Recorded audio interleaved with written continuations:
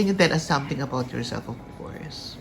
I'm a registered nurse, entrepreneur, and a licensed real estate broker. And of course, I am married to a real certified public accountant for 26 years.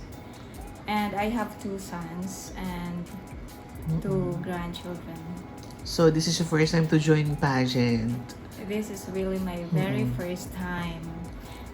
Can you share your preparations for this competition, Ma'am Evangeline? First of all, I prepared my mental health and my mindset, of course. And I really prepare from scratch, from walking, Q&A, and personality development. Do you have pasarela coach na or yung catwalk coach already? Yeah, So, based from Bohol po ba ito? from Cebu. From Cebu, Cebuano coach.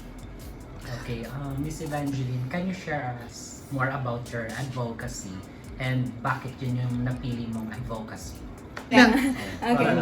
As mothers, we devote our time, most of our time, for our children and family. And we tend to forget our own health and well-being. As a nurse and your future Mrs. Philippines International, I want to help more women be empowered in health and wellness by having access to health programs which is set by the government and private organizations.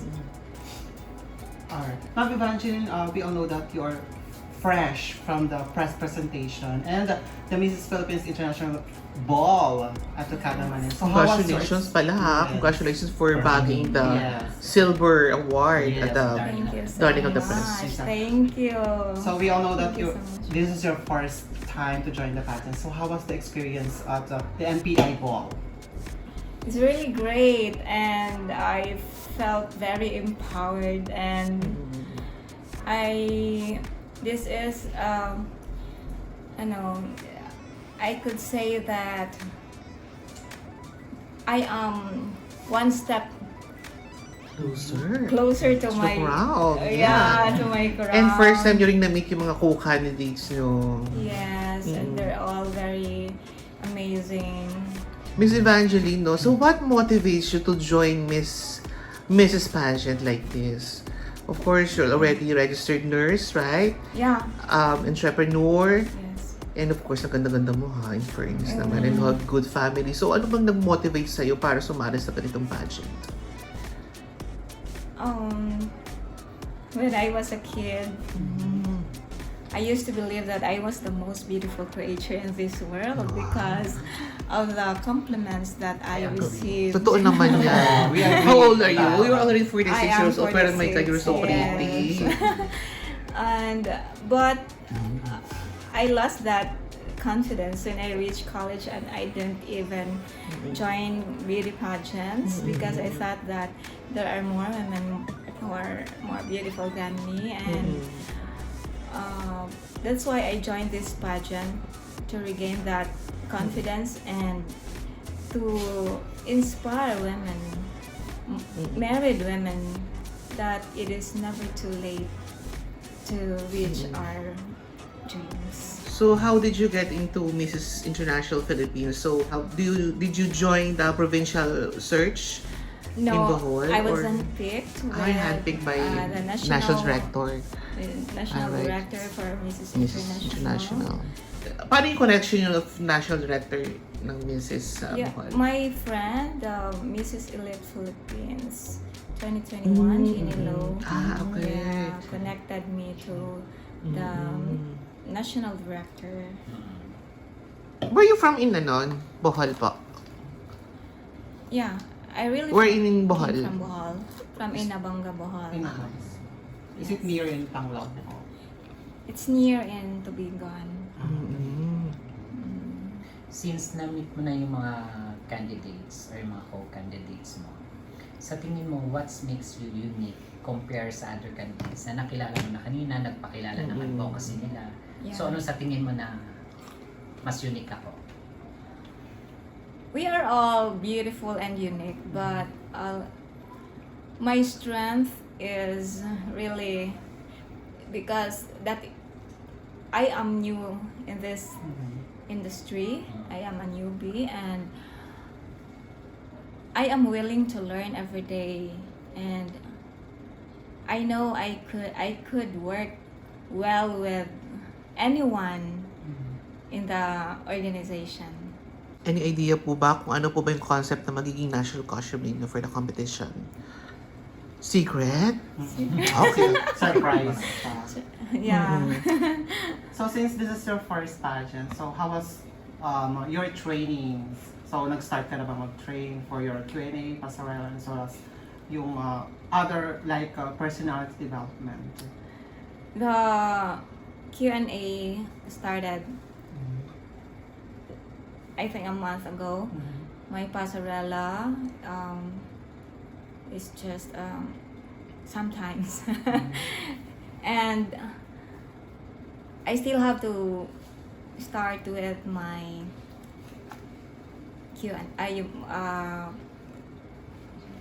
personality development. How about evening gown? Ano ba yung showcase na for the competition?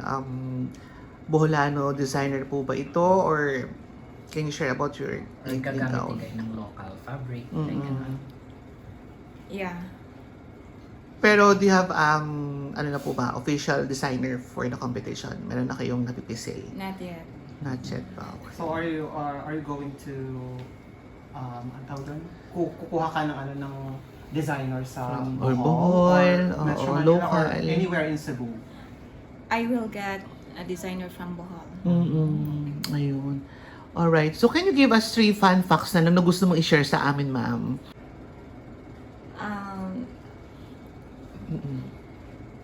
Feng Shui. Sige po. I'm Feng Shui master. Feng Feng Shui master. Not master. I'm a Feng Shui, yeah. Ay, really? You're Chinese po ba? Feng Shui tayo. My husband is has Chinese. yeah. So, most of the, yung structure nyo sa house or yung mga, about sa house po ninyo, Yes, naka-base sa actually. Feng Shui. Actually, yeah. You know, diba? Not the Kasalanan house, na. but Yung mga, the things. Oo. I have cures. Ang galing. Oo. Paano mo siya Hirangin. Hirangin. Hirangin.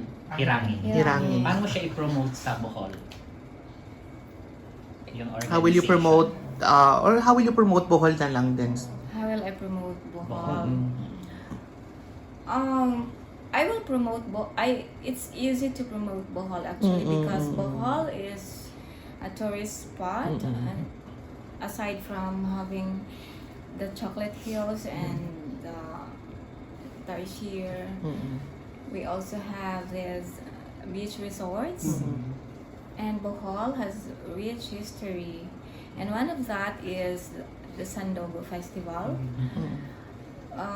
or the blood compact between Miguel Lopez de Legazpi and Dato Sikatuna. That's why we have this Sandogo, which is celebrated every July. And I could also I could bring the pageant, the Mrs. Philippines International pageant to Bohol because we could cater that in our resorts there. Yeah. So Bohol is really nice, really capable of. Are you planning also to have a courtesy call with the mayor of your town? Yeah, that's my first Plan. Yeah. Oo, para at least makakuha ng support from the local government. Yeah, also with the governor and the vice governor. Alright, Miss Evangeline. So, ano ba yung trait or what trait of being a Boholano, Boholenya, right? Will you bring to the competition, the Mrs. Philippines International next year? Ano ba yung trait ng isang Boholanya na gusto mong dalhin o Boholanas ipakita sa are- competition? Yeah. Boholanas are known to be talented and achievers too. Despite the achievement that we have, we remain humble. And that's what I like about being a Boholana. The humility, our humility, I mean, makes us shine. And that's why I'm so proud. I am a proud Boholana. Alright. Mrs. Evangeline, we've seen your performance during the press presentation. And if you are going to analyze or rate your performance on this press presentation a while ago, in rate 1 to 10, so where is the it? highest. 10 is the highest. I rate myself 7 because I still believe that I still have to improve more. Since this is my very first pageant and this is national pageant. Yeah. So what do you think is your winning mindset? My winning mindset is I'm really that very determined and focused because I know that this is not forever. I know this will end on March because the pageant is just is very near, and I know the pressure that we are having right now will end on March. So how's the support of your family, especially your husband and kids? Actually, my husband is very supportive of my. Why should you be the next Mrs. Philippines International Queen, one of the queens of Mrs. Philippines International? I know I should be the I know I could be the next Mrs. Philippines International because I am working hard on this and I am willing to learn for this industry, and God willing, my hard work will pay off to be the next Mrs. Philippines International.